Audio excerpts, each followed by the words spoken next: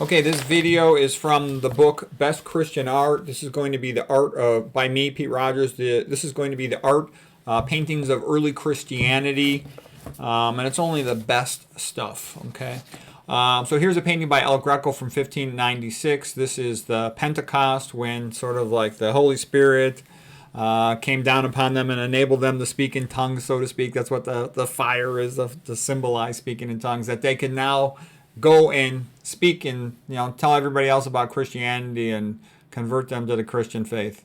Go forth, be fruitful, and multiply. Notice that Christianity is the opposite of modern society. Modern society is get a vasectomy, have birth control, don't have any kids, open things up down south and replace you. Okay, Christianity is all about celebration of the family. It's beautiful.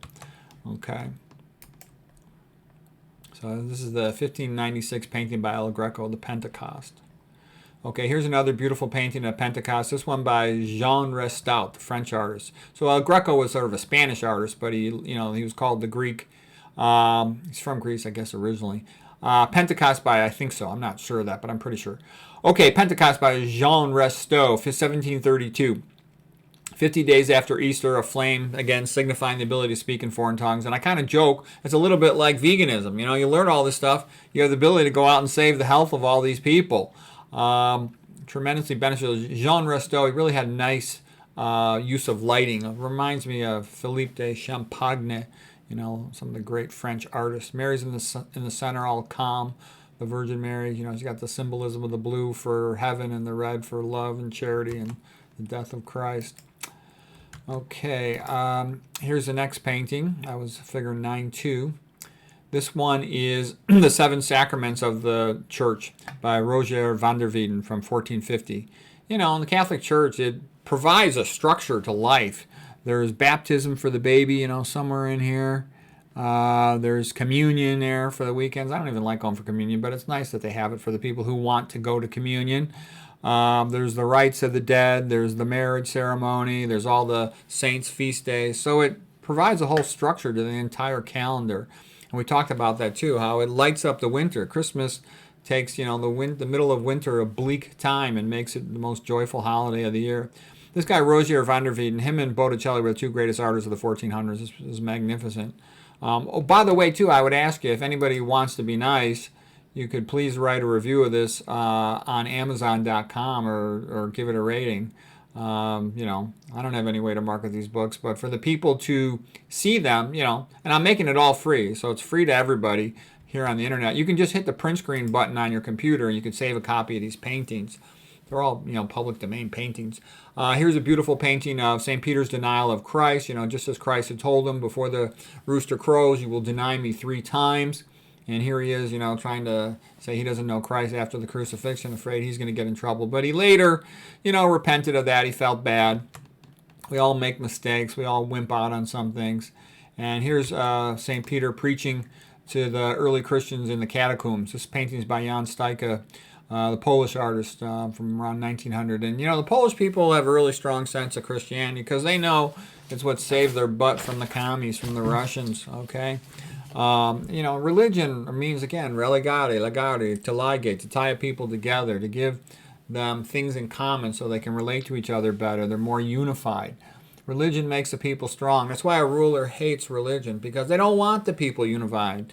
When they say diversity is our strength, that's a joke, okay? What they mean by diversity is they mean divide and conquer. Keep all these low-life, poor people, proles, all arguing and fighting with each other about stupid stuff, and it'll be much more easy to control all these chumps, okay? That's what they really mean by that, okay?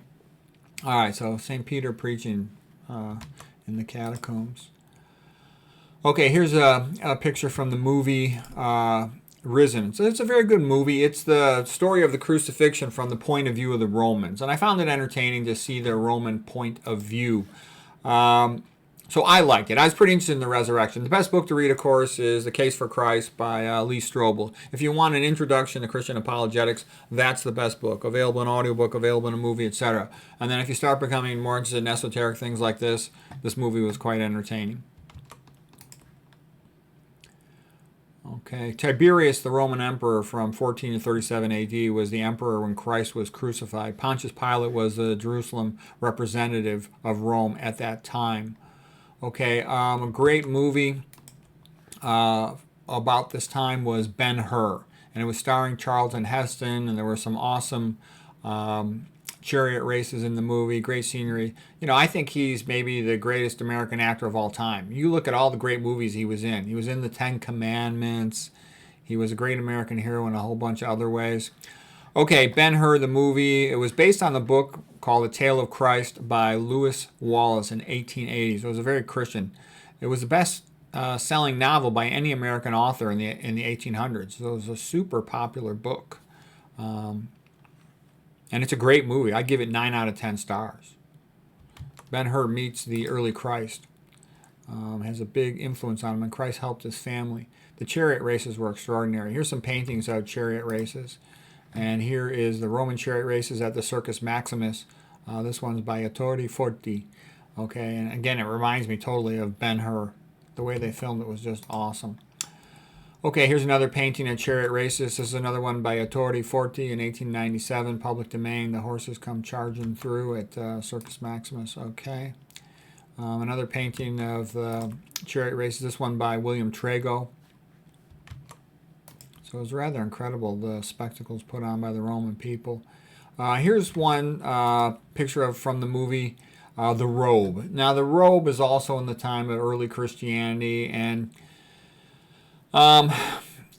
this was, I like Richard Burton. He's a great actor. He was Marcellus, a Roman tribune, and this was his girlfriend Diana, who was played by Gene Simmons, and so he was actually part of the group of Roman men who had crucified Christ, and he felt terrible about it, and he apologized to Christ, and Christ forgave him. That's one of the great things about Christianity. The concept of Christianity enables people to all get along. And it was good for portraying the emperor of that time, which was Caligula. He was the Roman emperor from 37 to 41 AD. He was just crazy, despotic, really just about as bad as Nero in his own way. And you see the strong contrast between him and the Christians who were so good. Christians aren't perfect. Some of them are a pain in the butt, but they're 1,000 times better than they would be without Christianity. So what else is? So this movie was a decent movie. It's not a great movie. I give it 3 out of 5 stars, so 6 out of 10 stars. But it was still good. The old joke is Caligula had his horse be a member of the Roman Senate at that time. And why did he do that? Because he wanted things to be stable. Okay, stupid joke. Okay. But so this is good. Not as good as Quo Vadis either, but still it gives you this sense of the early Christians. And it's good for that reason. Okay, this Christianity took the world by storm. Okay, here is St. Peter, and this is a painting by Masaccio, the great Italian artist in the 1400s. This was from 1425, and the idea of it is St. Peter healing the sick, that all of these men were very sick, on the ground there, and St. Peter, as he walks by, they regain their ability to stand.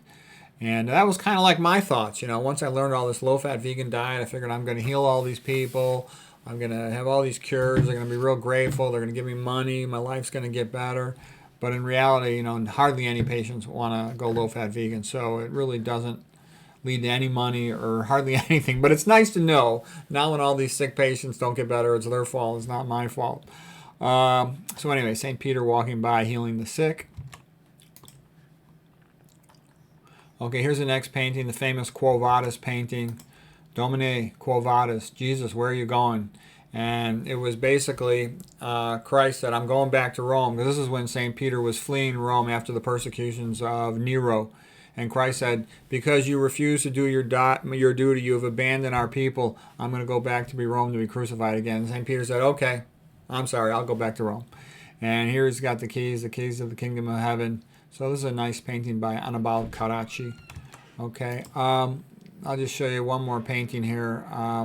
Here's a good quote from the Petronius in the book Quo Vadis. He said, Greece taught us poetry and wisdom.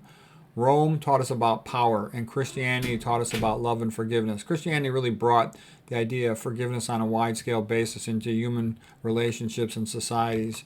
And that's one of its greatest contributions. So here's the painting of the crucifixion of St. Peter. This one's by Caravaggio in 1601. And St. Peter basically said, I'm not worthy to be crucified upright, but like Christ. And so therefore he was crucified upside down. And so it's a rather stunning painting. It's another thing is a testament to the belief of the disciples in Christ. Okay, the 12 disciples, 11 of them ended up becoming martyred for Christianity, for Christ. And so what I'm saying is, except for John, St. John the Apostle, he had to take care of Mary. Says, Christ said, "For now you will be her son and take care of her." And then also he had to write one of the Gospels, and he had to write the book of Revelation, even though he was later at that time exiled to Patmos, the island of Patmos. So that's pretty strong testimony. 11 people would die for Christ. Okay, that's pretty impressive. The more when the more you read about the resurrection, the more you're like, wow, there really is all this evidence. You'd be surprised. So, anyways, we're gonna end there for today. I hope that was interesting.